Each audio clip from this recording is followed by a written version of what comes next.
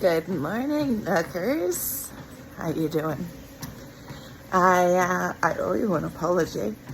I kind of fell off my vlog or vlog or journaling, videoing, whatever you want to call this.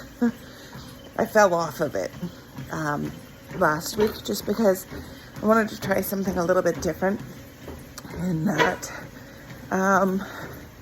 I wanted to try doing my cardio not fasted.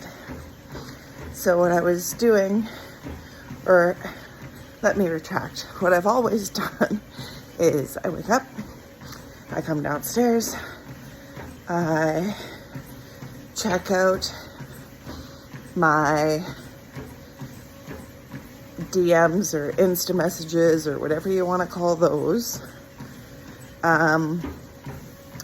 I check those first, get that out of the way, everything that had come through overnight, my emails, texts, and then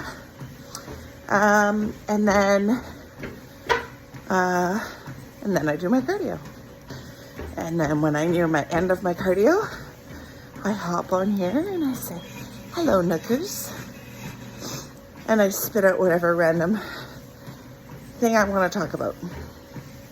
But then I'd been hearing lots about, cortisol being spiked first thing in the morning. And just wanted to see, not if that was true or not, because I'm not here to debunk science. I am just here trying to see what works out best for me. So I did that, and it really flopped my mornings. What I was doing was, instead of getting up and getting on the treadmill and getting it done, and then going upstairs and having my breakfast and doing my admin, and then coming downstairs and doing my workout, it was disrupted by waking up, coming downstairs, going to the washroom, checking my messages, going back upstairs, making my breakfast, having part of it, coming downstairs, doing my workout, then my cardio, then finishing my breakfast. But by doing that, somehow I lost my day, and I needed to chaotically rush out the door. I didn't like that. And it also, doing it that way, I didn't have that window of doing my admin. Now, for most people, I don't know about you, but me, that window of post-cardio, having my breakfast and doing my admin is when I'm apparently most patient. I have a clear mind. I'm able to critically think better.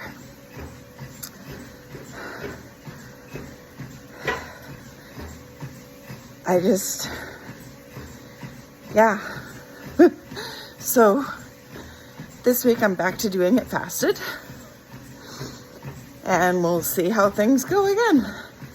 I didn't notice any difference with my body comp or anything else like that, and maybe 1 week wasn't a long enough window. Fair enough. But I'm so busy at work, yo. I'm in sales, procurement, and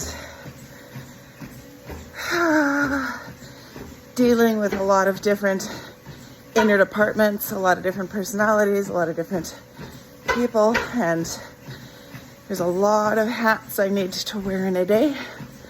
So I need to make sure that I get my admin stuff done most efficiently. Yeah, so that is that. And let me leave you with this, in that there is no I'll wait until I'm not so busy moments to start your fitness journey. Because if you wait until you're not so busy, the second you get busy again, you're going to fall off because you don't know how to fit it in.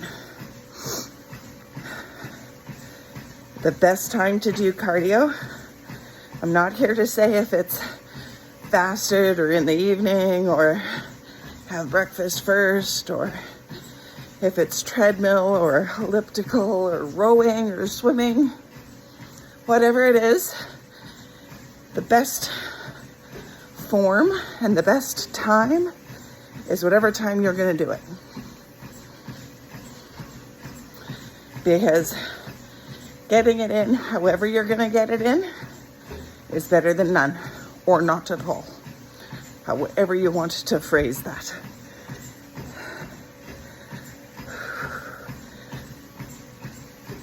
I did my cardio yesterday on my treadmill, as I normally do.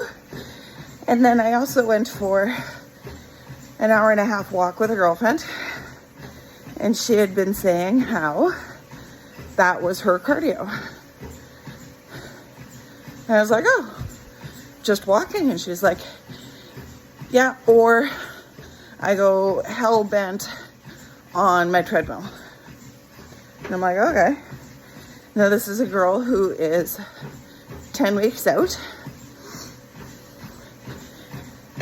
And, you know, it's a little bit different when you're competing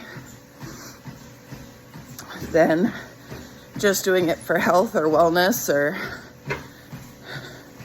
whatever. But I had asked her, because she's got her coach, is it about steps or duration? Because everybody has a different theory and a different plan. And so hers was steps. And I was like, okay, how does that work with your dance or whatever else? And because she dances as well. And she's like, oh, I get that in easy with my dance, so I don't really have to do any extra cardio. I was like, well, therein lies your problem. Because she was saying when she nears closer to the show, she's got to do like 3+ hours of this, that, and the other thing. And I had said, because the dance is her homeostasis, she needs to do more. She doesn't get to count those steps as part of her daily steps. She looked at me a little upset, rightfully so. But here's the thing. If you're already doing 10,000 steps, or you already do yoga 6 days a week, and you already do whatever, that's your norm. And that is why you have that physique that you have. If you want to change that, you have to go outside of your norm and do more. So if your coach says you need to do 10K steps a day, and you already do 10K steps a day, guess what? Yeah, you can do that math. That was simple math. At least I thought it was simple math, so I am sorry if it's not. You need to do 20, okay? I shouldn't have said things that way. But you need to do more. Or, for the majority of us, we're not eating enough protein.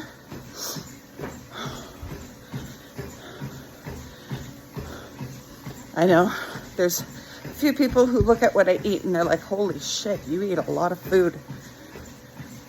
But when you count those calories, they're clean calories.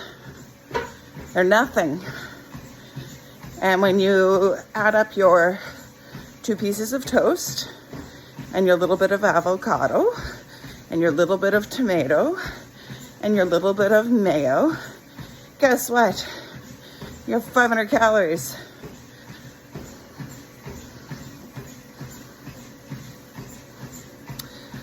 Anyways, that's another topic for another day. I'm gonna get back into my cardio, finish this off. No, I'm not. I'm gonna go back into the walking. Walking with my girlfriend yesterday. Okay, going for a walk with your dog or going for a walk outside doesn't necessarily count as cardio. And this is why. You need to get into your max heart rate, okay? What's your max heart rate? 220 minus your age times 0.7 and 220 minus your age times 0.8. Those are your ranges, your highs and your lows. Stay in there to burn your fat, okay? That's your heart rate zone. Anything below it, you're not challenging yourself enough. Anything above it, you're releasing too much cortisol and a whole bunch of other things with your hormones, okay? Your adrenal fatigue and blah, blah, blah. So stay in that zone. Going for a walk with your dog and he stops to pee or sniff the post, or you stop at an intersection, you walk around a puddle, whatever it is, okay? It's not consistent. It's not steady state. You're not staying in that zone. You're fluctuating. Excuse me. Woo. Okay?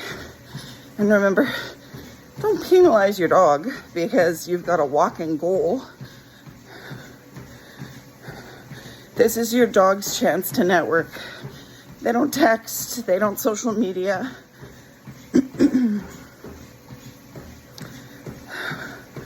They sniff, they pee, they walk. The walk is for them. They've been cooped up all day. They need to have their moment. So don't get angry at them for stopping because you have a goal. I understand multitasking.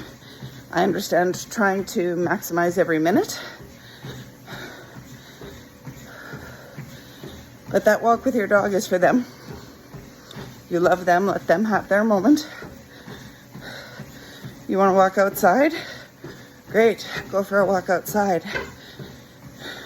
It's very important to actually be outside. It does help with your dopamine and your cortisol, balancing your adrenals. There's a whole thing about being outside. But again, if you walk your dog every day, that's part of your norm, right? Your homeostasis. You need to do more. So give your dog his moment. Allow him his walk. You get your ass back on that treadmill or go back outside for another walk. Or go to a place where you can allow your dog to walk freely off leash and you can do you. There's always a way, okay? We're not here to find excuses. If you need help, I'm here for you. Peace, love, and an ass kicking when you need it. Bye for now.